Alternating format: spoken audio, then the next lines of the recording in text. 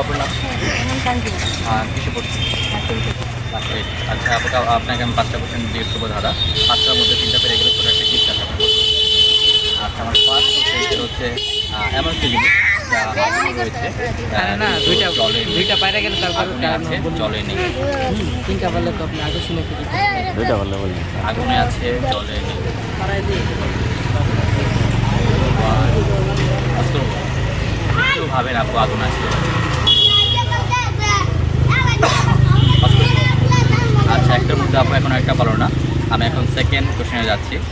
Second question, কোন রাজার পা নেই? আমরা জানি রাজার পা থেকে থাকে, কিন্তু কোন রাজার পা নেই?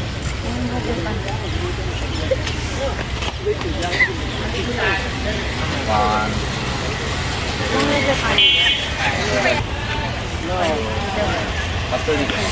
আচ্ছা চলে যাবো 3 নাম্বার কোশ্চেন।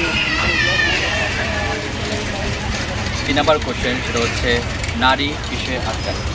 শাড়ি, তারপর চুড়ি, ফুচকা, আপনি কোনটাতে আটকাবেন? ফুচকা প্রিয় আপনার? ফুল, এগুলো বেশি পছন্দ।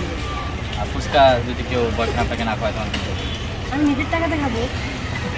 আচ্ছা ঠিক আছে। তো আপুর ব্যাখ্যাটা সুন্দর ছিল, সরি হিসেবে নিচ্ছি।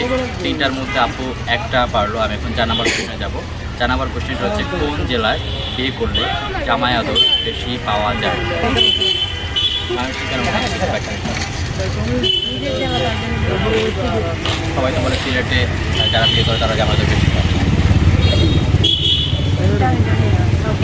বাট আপনার মায়ের শিকার মনে হচ্ছে একটু ব্যাখ্যা দিই যদি